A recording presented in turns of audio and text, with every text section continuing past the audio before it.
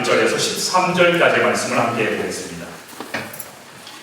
여호수아서 4장 1절부터 13절까지 말씀입니다.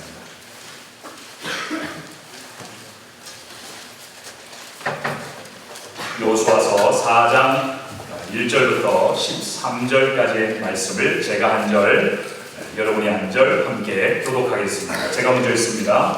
그 모든 백성이 요단을 건너가기를 마침에 여호와께서 여호수아에게 말씀하여 이르시되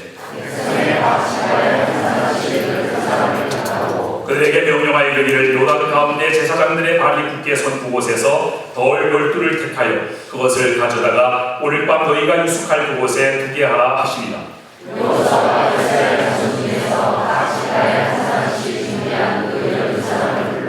그들에게 이르되 요단 가운데로 들어가 너희 하나님 여호와의 궤 앞으로 가서 이스라엘 자손들의 지파 수대로 각기 돌 한 개씩을 가져다가 어깨에 매라.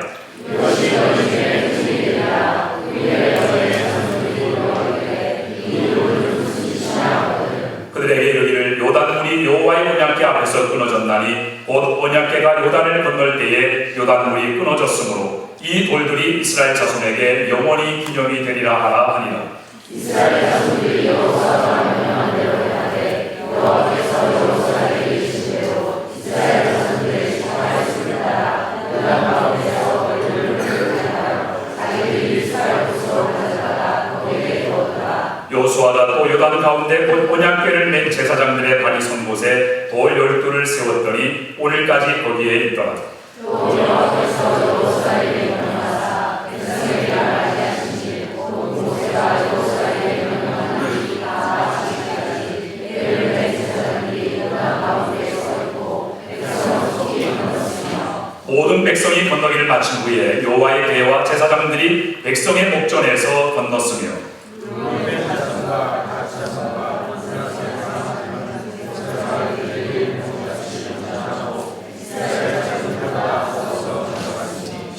다 함께 있습니다. 무장한 4만 가량이 여호와 앞에서 건너가 싸우려고 여리고 경제에 이르리라. 아멘. 우리 다 같이 따라하겠습니다. 기적 중의 기적은 하나님이 인간이 되신 것입니다. 기적 중의 기적은 하나님이 인간을 대신하여 십자가에 매달리신 것입니다.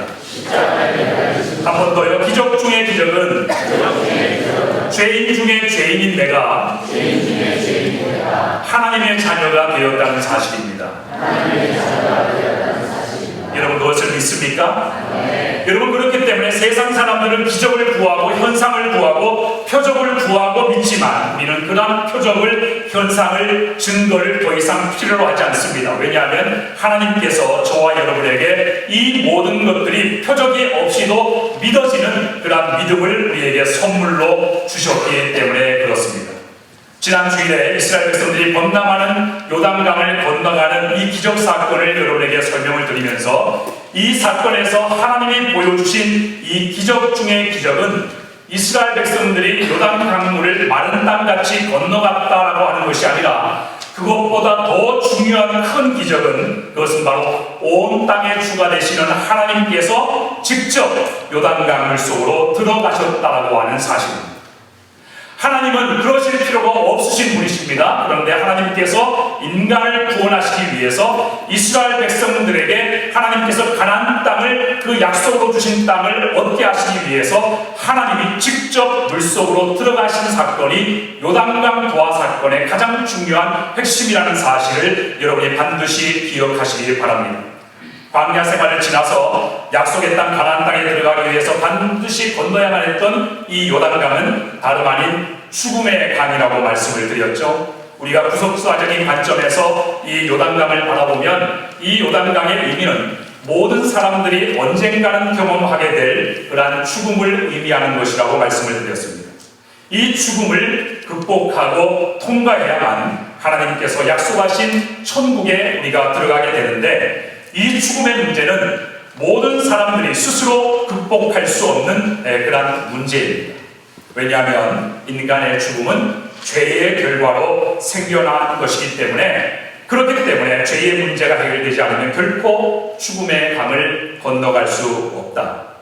그래서 인간이 죄의 문제를 해결할 수 없고 그 죄의 문제를 인간이 해결할 수 없기 때문에 그래서 죽음의 문제를 극복할 수 없는 그런 인간을 위해서 하나님께서 친히 인간이 되셔서 친히 죽음을 경험하시고 우리를 대신하여 그 죄에서 모든 책임을 지시고 십자가 위에서 형벌을 당하셔서 누구든지 예수 그리스도를 믿기만 하면 이 죽음에 붙들리지 않고 하나님의 나라를 영생을 얻게 된다고 하는 그런 메시지, 그것을 우리가 이 요단강 기적 사건을 통해서 깨닫게 되는 것이라고 그렇게 말씀해 드렸습니다.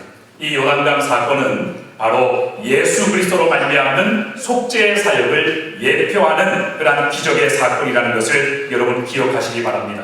여러분, 죽음에 대해서 우리가 반드시 기억해야 될 것이 있기 때문에 제가 강조해서 말씀드립니다. 죽음에 대해서 확실한 것과 불확실한 것이 세 가지가 있습니다. 죽음에 대해서 확실한 것 세 가지는 무엇인가요? 첫 번째는 우리 모두가 다 죽는다는 것. 그리고 두 번째는 언젠가는 우리가 죽는다라고 하는 것입니다. 그리고 세 번째는 죽을 때 우리는 아무것도 가지고 갈 수 없다는 것입니다. 그리고 죽음에 대해서 불확실한 것이 있습니다. 그것이 뭐냐면 우리 모두가 다 죽기는 죽는데 언제 죽을지를 우리는 알지 못한다는 것입니다. 우리가 다 같이 언제 죽을지 알지 못하는데 또 두 번째 불확실한 것은 누가 먼저 죽을지를 모른다. 젊다고 나이 많은 사람보다 늦게 가는 게 아니에요. 젊어서도 나이 많은 사람보다 일찍 갈 수가 있는 거예요. 우리는 죽음에 대해서 누가 먼저 죽게 될지, 누가 언제 죽게 될지를 전혀 알 수가 없습니다. 그리고 우리가 어떻게 죽을지도 알 수가 없습니다. 그렇지만 이러한 죽음에 대한 확실한 이 불확실한 세 가지보다 가장 확실한 것 한 가지가 있다면 그것은 바로 죽음이 끝이 아니라고 하는 사실입니다. 이것이 모든 인생이 우리 모든 인간들이 가지고 있는 인생 최대의 딜레마이자 난제라고 말씀을 드렸죠. 만약에 죽고 나서 그것이 끝이라고 하면 뭐가 고민이 되겠습니까? 그냥 우리에게 주어진 삶 열심히 즐기면서 살다가 그렇게 죽으면 끝나는 거이기 때문에 우리가 고민할 것도 없고 우리가 염려할 것도 없습니다. 그러나 성경은 우리에게 분명히 얘기합니다. 죽음 이후에 그것이 끝이 아니라 죽음 이후에 새로운 세계가 있다라고 말씀합니다. 바로 천국과 지옥이 존재한다고 성경은 이야기합니다. 그렇기 때문에 우리가 이 세상을 살면서 어떻게 살 것인가를 생각하는 것도 중요하고 그리고 어떻게 우리가 잘 죽을 것인가를 생각하는 것도 우리의 노후를 준비하는 것도 굉장히 중요한 일이지만 그러나 그보다 더 중요한 것은 우리의 죽음 이후를 준비하면서 살아야 합니다. 여러분, 어떻게 준비하는 것이 죽음 이후를 잘 준비하는 것일까요? 그것은 바로 예수 그리스도를 개인의 구주와 주님으로 영접하고 믿는 일입니다. 만일 여러분이 이미 예수 그리스도를 믿고 이 믿음을 가진 사람들이라면 이 세상을 사는 동안에 그 믿음을 잘 발휘하시기 바랍니다. 그리고 여러분이 가진 그 믿음이 진짜 믿음이라는 것을 죽음의 강을 건너서 하나님의 나라에 입성할 만한 그런 자격을 갖춘 진짜 믿음이라는 것을 확신할 수가 있어야 합니다. 하지만 만일 여러분 가운데 내가 이 믿음을 가졌는지 아니면 못 가졌는지 그것에 대해서 모르겠다, 아니면 아예 이 믿음을 가지지 못한 분들이라면 그 믿음을 얻기 위해서 생사를 걸고 주님 앞에 나아가야 합니다. 그래서 제가 결심한 게 있어요. 우리 성도님들 가운데에도 제가 항상 기도하고 이렇게 묵상하면서 하나님께 주시는 마음의 부담이 있어요. 우리가 이 지역사회를 다니면서 그리스도의 복음을 증거하고 죽음이 끝이 아니라 죽음 이후에 천국과 지옥이 있는데 오직 예수 그리스도를 믿는 그 길만이 우리가 천국에 가고 지옥에 가지 않는 유일한 길이라는 것을 우리가 사람들에게 알려주어서 그 많은 사람들을 우리가 구원해야 될 그런 사명과 비전을 가진 자들이지만 제가 또 한 가지 가지고 있는 부담이 있습니다. 그것이 뭐냐면 우리 공동체 안에, 우리 교회 안에 아직 진정으로 예수를 믿지 못한 자들이 있을까 하는 것이 목회자로서 마음속에 가지고 있는 부담입니다. 그래서 제가 결심을 했습니다. 어떤 결심을 했냐면 앞으로 한 달에 한 번씩 복음에 대해서 설명을 하고 복음에 대해서 가르치는 복음 강좌를 개설해야 되겠다. 그래서 여러분, 만약 여러분이 예수님을 나는 믿은 것 같은데 그것이 확실하지가 않다. 내가 언제 분명히 예수님을 믿은 것 같은데 그것이 분명하지가 않다. 내가 예수를 믿고 이 땅을 살아가는 것은 별 문제가 없는데 죽음 이후에 천국과 지옥에 대해서 생각할 때 내가 과연 천국에 갈 수 있을까? 오늘 밤 내가 잠들어서 그렇게 잠들다가 죽으면 눈을 떴을 때 내가 천국 앞에 설 수 있다는 그런 확신이 있는가? 만약 여러분 가운데 그러한 고민이 아직까지 있고 그것이 아직 해결되지 못한 채로 신앙생활하고 계신 분들이 계시다면 이 복음 강좌를 반드시 여러분 들으시기 바랍니다. 그것을 확실하게 우리가 하고 이 땅에서 믿음의 삶을 살아야만 돼요. 그래서 저는 여러분 모두가 영생에 대한 확신, 또 부활에 대한 그런 믿음, 또 천국에 대한 그런 확신과 소망을 가지고 이 세상을 힘있게 살아가시는 여러분 모두가 되시기를 주님의 이름으로 축원합니다. 저는 여러분 모두가 다 천국 가기를 바랍니다. 아멘. 우리 옆에 계신 분들 이렇게 한번 인사해 보세요. 우리 천국에서 눈 뜹시다.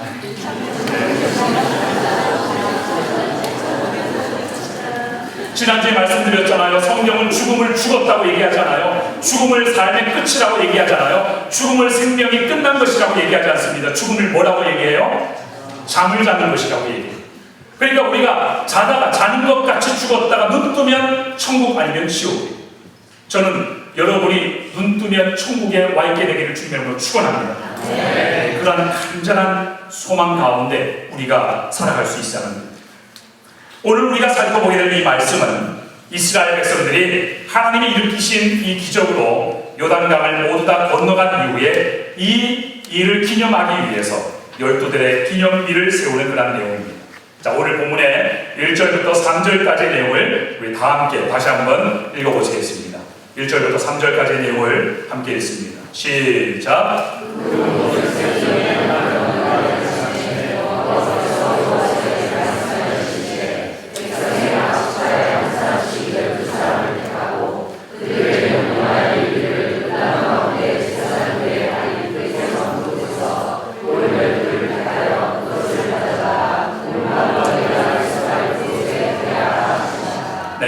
이스라엘 백성들이 요단강을 건넜습니다. 하나님의 놀라운 기적의 역사로 요단강을 다 건너왔어요. 근데 이 요단강을 건너가자마자 오늘 우리가 읽은 1절에서 3절까지의 내용을 보니까 거기에 하나님께서 요단강을 건너자마자 이스라엘 백성들에게 명령을 합니다. 무엇을 명령하냐면 다시 이스라엘의 12지파 가운데 한 사람씩, 건장한 한 사람씩을 선택을 해서 그 12사람으로 하여금 다시 제사장들이 여호와의 언약궤를 메고 서 있는 그 요단강 한복판으로 들어가서 12개의 돌을 취해서 가지고 나오게 하라, 이렇게 명령합니다. 그리고 그 12돌을 가지고 나와서 너희가 요단강 건너간 이후에 가장 처음으로 유숙하게 되는 진을 치게 되는 그곳에다가 기념비를 세우라고 그렇게 말씀합니다. 그 처음으로 유숙한 장소가 어딘가를 봤더니 거기가 4장 19절, 우리가 오늘 읽진 않았는데 4장 19절을 보니까 길갈이라고 하는 곳입니다. 이스라엘 백성들이 요단강을 건너고 길갈이라는 곳에 처음으로 진을 쳤습니다. 그래서 요수아는 하나님께서 명령하신 대로 12지파에서 사람들을 뽑아서 이 요단강 한복판에서 돌을 취하여 길갈에서 기념비를 세우게 합니다. 여러분, 이 길갈이라고 하는 곳은요, 앞으로 이스라엘 백성들이 가나안 땅의 정복의 과업을 수행하는 데 있어서 모든 그 기간 동안에 이스라엘의 군사 본부 역할을 하는 굉장히 중요한 곳입니다. 이 길갈이라고 하는 것은요, 가나안 땅의 정중앙에 위치해 있기 때문에 이 가나안의 모든 지역으로 쉽게 이동할 수가 있고, 그리고 전쟁에 필요한 물자를 아주 쉽게 조달할 수 있는 그런 전략적인 위치에 있는 지역이 바로 이 길갈이라는 지역이었습니다. 그래서 이 길갈은 여호수아 시대뿐만 아니라 또 사사 시대, 그리고 앞으로 왕정 시대에 이르기까지 이 이스라엘의 가장 중요한 정치, 군사, 외교, 종교적인 그런 중심지 역할을 하게 하는 곳입니다. 그런데 하나님께서 이 길갈에다가 그 12돌을 취해서 기념비를 세우라고 명령하셔요. 그런데 이 12돌을 취해서 길갈에다 세우는 일은 그것은 보통 어려운 일이 아니었습니다. 왜냐하면 하나님께서 제사장들이 언약궤를 메고 서 있는 그 지점에서 12돌을 취해서 오라고 하셨으니까 이 사람들이 그 돌을 가지러 가려면 얼마나 가야 되냐면 여러분, 제가 지난번에 이 요단강이 범람하게 되면 요단강의 강폭이 얼마나 확장이 된다고 말씀드렸죠? 평상시에는 그냥 한 몇 메터, 10m 정도밖에 안 되는 좁은 강이지만 홍수철이 되고 우기가 되면 그 강이 범람을 하게 돼서, 그래서 이 강의 넓이가 얼마나 된다고 그랬죠? 예? 예. 이렇게 새까맣게 잊어주셔서 감사합니다. 1.6km로 확장해요. 그러니까 이 여호와의 제사장들이 여호와의 언약궤를 메고 지금 요단강의 가운데 한 목판에 서 있어서, 그래서 요단강이 갑자기 끊어지는 그런 기적이 일어났지 않습니까? 그런데 이 1.6km가 되는 그 강폭에서 정중앙에 여호와의 언약궤가 있으니까 이 이스라엘 12지파에 대표하는 사람들이 요단강에 들어가서 제사장들의 발밑에서 12도를 취하려면 얼마나 걸어 들어가야 돼요? 0.8km를 걸어서 들어가요. 자, 거기까지는 괜찮습니다. 근데 그 돌이 그냥 단순히 조약돌이 아니에요. 기념비를 세워야 되니까 굉장히 큰 바위 덩어리입니다. 근데 이 사람들이 그 바위 덩어리를 한 개씩 짊어지고, 여기 보면 어깨에 메고라고 되어 있거든요. 어깨에 메고 얼마를 더 걸어 나와야 됩니까? 0.8km를 또 걸어 나와야만 합니다. 그런데 여러분, 거기까지만 해도 괜찮습니다. 그런데 하나님께서 이 12돌의 기념비를 어디에 세우라고 했어요? 처음으로 유숙하는 곳에 세우라고 했는데, 그 처음으로 유숙한 곳이 어디예요? 길갈이라는 곳이에요. 근데 이 길갈이라는 곳이 어느 정도 떨어진 거리냐면 이 요단강에서 길갈까지가 10km입니다. 그러니까 이 12돌의 기념비를 세우려면 12돌을 메고 가는 사람들이 10km를 메고 걸어갔어요. 만약 제가 그 12돌을 메고 가는 사람 입장이라면 굉장히 투덜투덜하고 불평을 했을 거예요. 아, 차라리 내가 제사장 될 걸. 차라리 여호와의 언약궤를 메고 있는 게 더 낫지. 괜히 이렇게 체격이 좋아가지고 그래서 괜히 이런 고생을 합니다. 하면서 막 불평하고 원망하면서 했을 법한 그런 거리. 이거 쉽지 않은 일입니다. 그런데 하나님께서 요단강을 건너자마자 이스라엘 백성들에게 명령하셨어요. 이것은 명령하신 것입니다. 오늘 여기서 명령하셨다라고 하는 것은 굉장히 아주 완곡하게 명령하신 겁니다. 반드시 그렇게 해라. 그렇게 하면 안 된다고 하는 하나님의 절박한 심정을 담고 있는 그런 메시지입니다. 그런데 여러분, 이렇게 힘들고 어려운 일을 왜 요단강을 건너가는 그 기적을 경험했으면 됐지, 왜 하나님께서 그 12돌의 기념비를 세우게 하셨을까? 그 이유가 오늘 본문의 6절에 7절에 등장을 하죠. 거기를 한번 읽어보시겠습니다. 6절 7절 함께 읽습니다. 시작.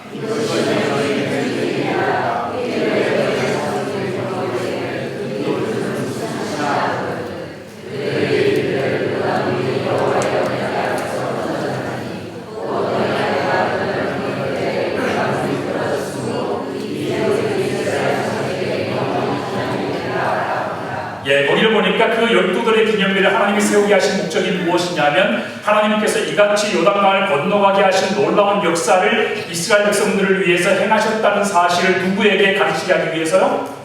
네, 이스라엘의 다음 세대들에게 그것을 전수하게 하기 위해서 그 기념비를 세우라고 명령을 하셨습니다. 그리고 오늘 다 읽진 않았지만 4장 24절의 말씀을 보게 되면 거기에 또 이렇게 말씀하십니다. 이는 땅의 모든 백성에게 여호와의 손이 강하신 것을 알게 하며 너희가 너희의 하나님 여호와를 항상 경외하게 하려 하시며. 하나님께서 이 12돌의 기념비를 세우게 하신 그 목적을 이 두 구절을 요약해서 말씀을 드리면 이것입니다.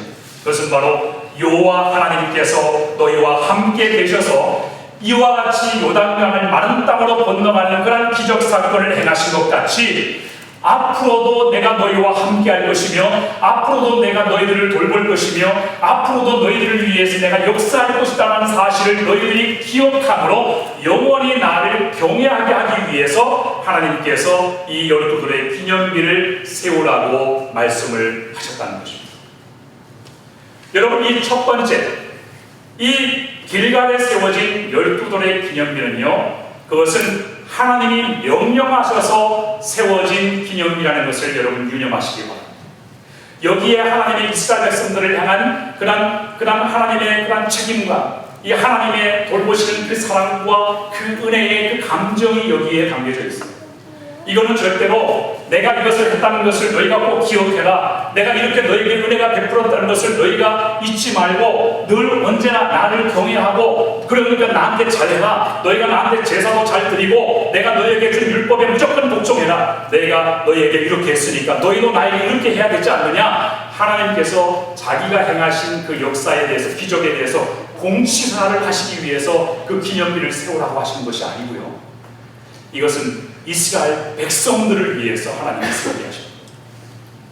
이스라엘 백성들이 요단강을 건너갔지만 앞으로 그들이 만나게 될지도 모르는 수많은 난관, 그러한 장애물, 그러한 어려움들, 비록 하나님의 약속의 땅으로 들어갔지만 그 땅에는 이방 나라들이 여전히 거주하고 있었기 때문에 그 이방 나라들 때문에 당하게 될 그러한 차별, 그러한 어려움, 그러한 억울한 여러 가지 많은 환난과 고난이 그곳에 기다리고 있을 것이기 때문에 하나님께서 이스라엘 백성들을 염려하고 이스라엘 백성들을 사랑하셔서 신신당부하시는 의미로 이 기념비를 세우게 하신 거예요. 잊지 마라, 너희가 반드시 어려움을 만나게 될 거야.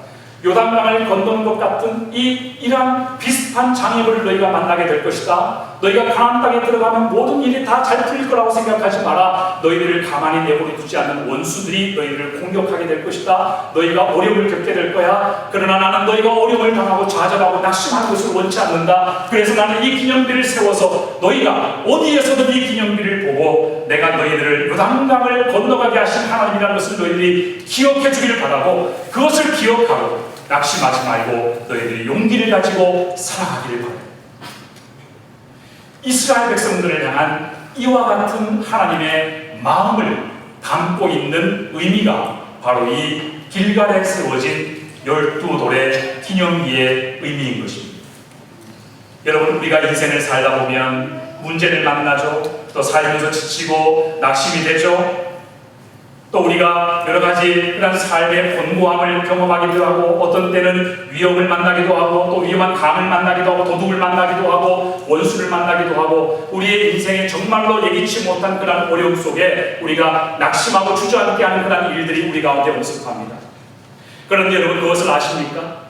오늘 이스라엘 백성들을 위하여서 하나님께서 그 백성들이 가나안 땅에서도 요란하지 않도록 하나님의 백성으로 당당하게 살아가게 하기 위해서 그 길갈에 12돌의 기념비를 세워서 하나님을 바라보고 용기를 내도록 하여 주신 것처럼 저와 여러분 안에도 하나님께서 세워주신 12돌의 기념비가 있습니다. 하나님께서 그 12돌의 기념비를 통해서 여러분도 낙심하지 말라고, 천국에 이를 때까지 여러분도 절망하지 말라고, 힘을 잃지 말라고, 용기를 잃지 말라고 하나님이 저와 여러분 안에 심어주신 기념비가 있어요. 여러분, 그 기념비가 무엇일까요? 그것은 바로 하나님이 여러분 안에 심어주신 바로 믿음입니다. 그 믿음을 여러분에게 주셨습니다. 여러분, 제가 여러 번 말씀드리고 강조드리지만 이 믿음은 아무에게나 주어지는 믿음이 아닙니다. 이 믿음은 인류 타락 이후부터 예수 그리스도께서 이 땅에 오시기까지 하나님께서 이루신 모든 역사를, 그것을 믿는 그런 믿음을 하나님이 우리에게 주십니다.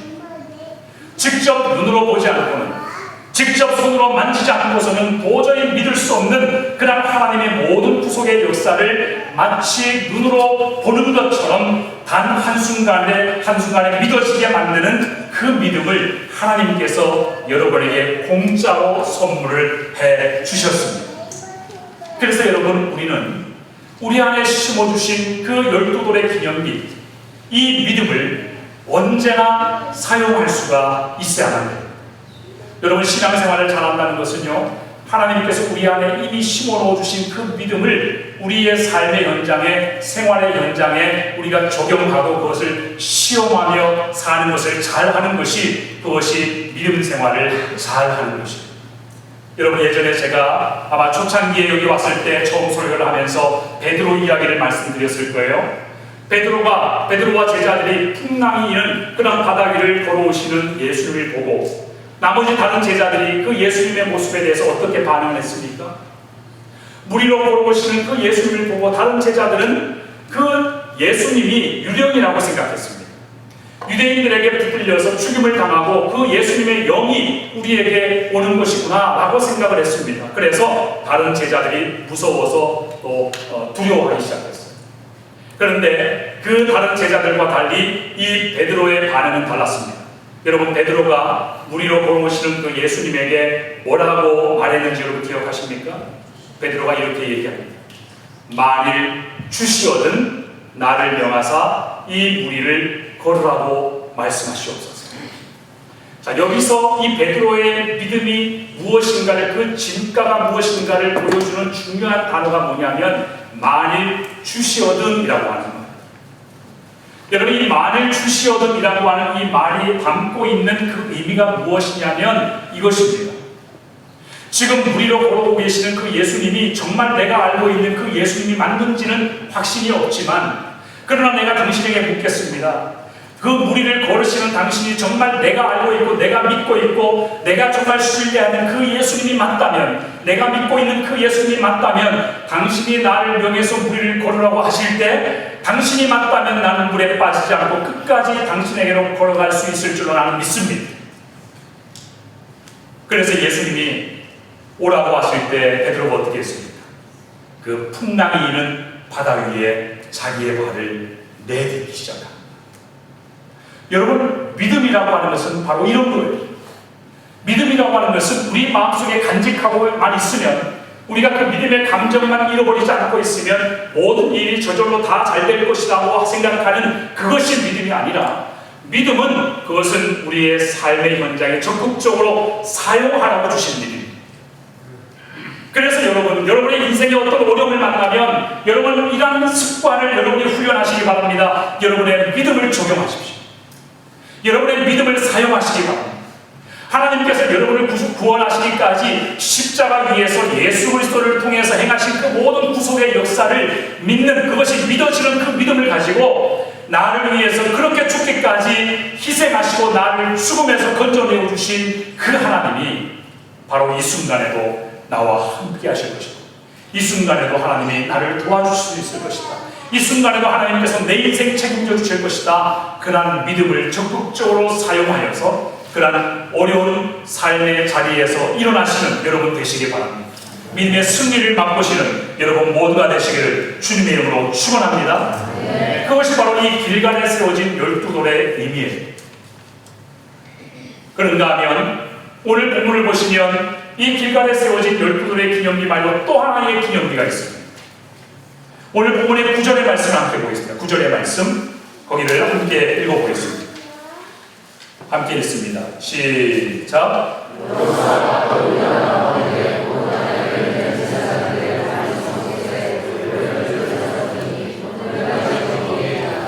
자, 여기에 보면 길갈에 12돌의 기념비를 세운 것, 그것이 있고, 여기 9절을 보면 여호수아가 12돌의 기념비를 또 세우죠.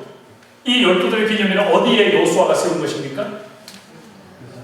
네, 언약궤를 메고 있는 제사장들의 바로 발 아래에, 그러니까 요단강 한복판에 여호수아가 들어가서 12돌의 기념비를 세웁니다.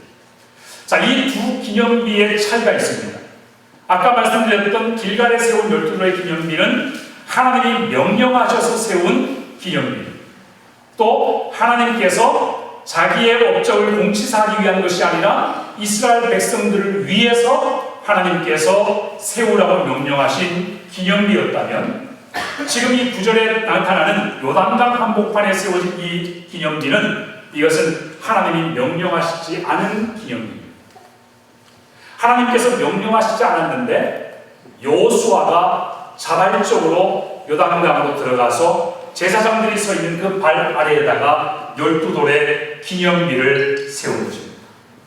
여러분 한번 생각해 보시기 바랍니다. 여호수아가 왜 하나님이 시키시지 않는 그 12돌의 기념비를 요단강 한복판에 세웠을까?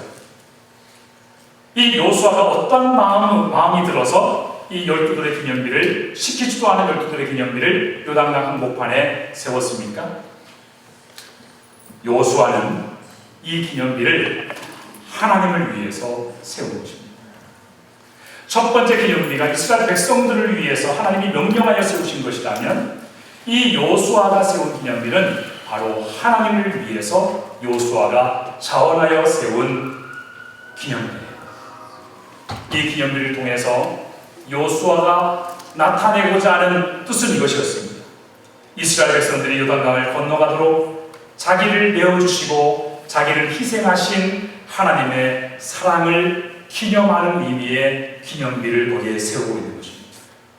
여러분, 요수아는요, 이 요단강의 기적 사건을 이스라엘 백성들이 바라보는 관점과 다른 관점으로 바라보고 있었던 것입니다.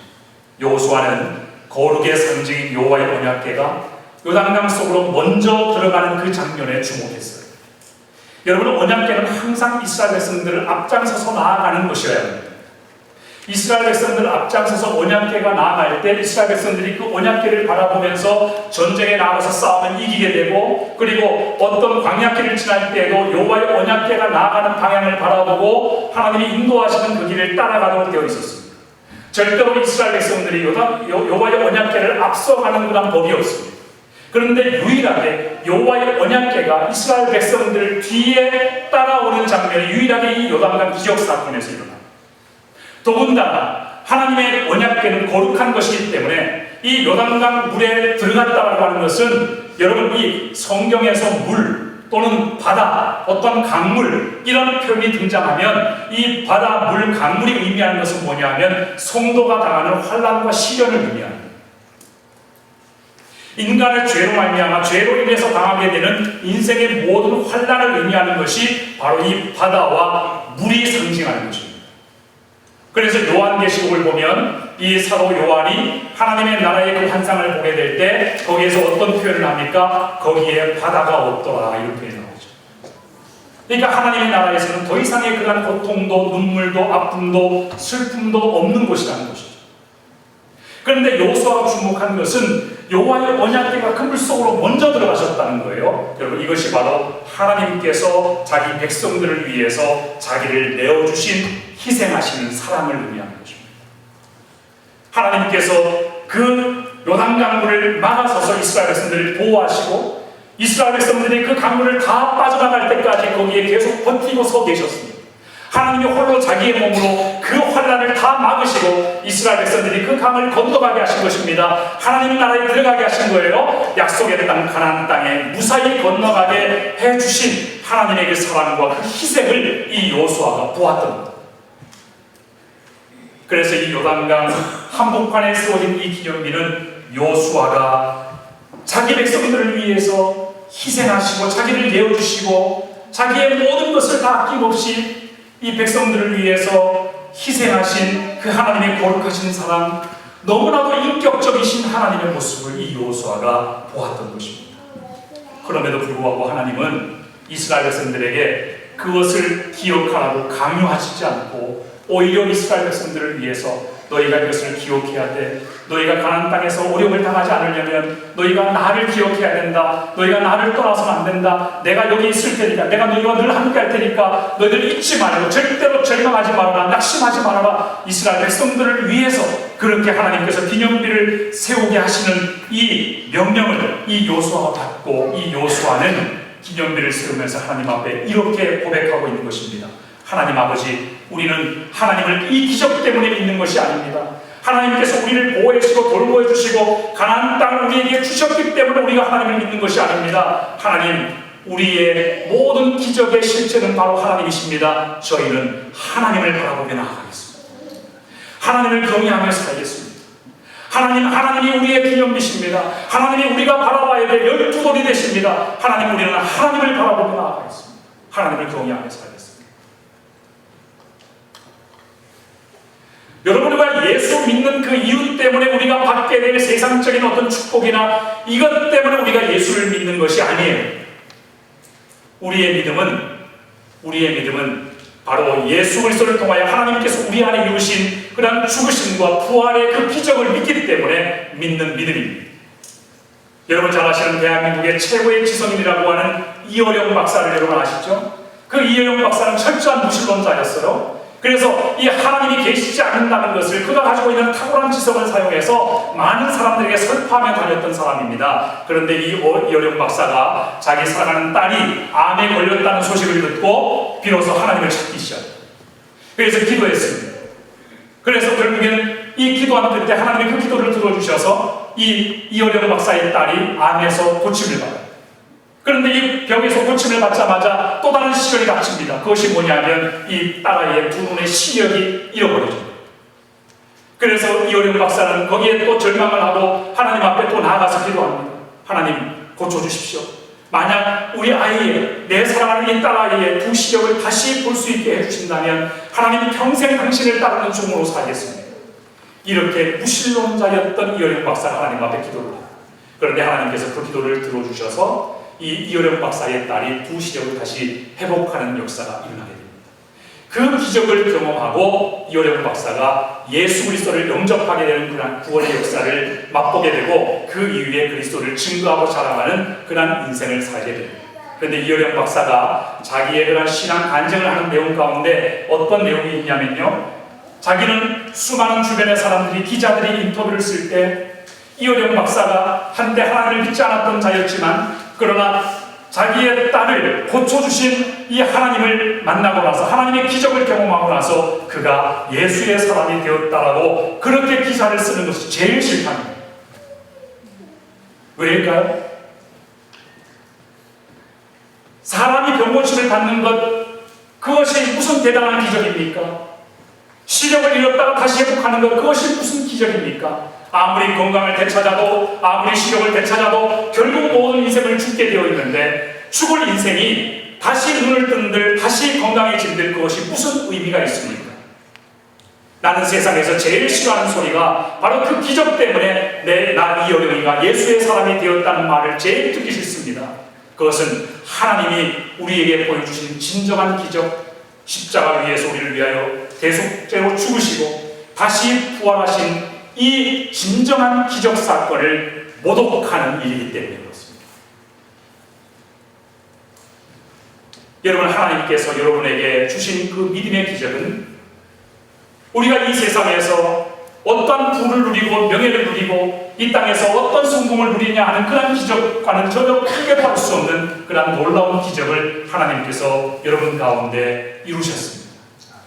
그래서 우리는 우리 안에 새겨야만 된 또 다른 12돌의 기념비는 그것은 예수 그리스도의 십자가를 바라보며 하나님께서 그 그리스도의 십자가 위에서 우리에게 어떠한 사랑을 나타내셨는가, 하나님께서 우리를 자녀 삼으시고 구원하시기까지 하나님께서 우리에게 어떠한 일을 행하셨는가, 하나님이 어떻게 자기를 희생하셨는가, 하나님이 어떻게 자기를 우리를 위해서 내어주셨는가, 그것을 기억하면서 그리스도의 십자가를 바라보며 믿음의 삶을 살아가는 것입니다.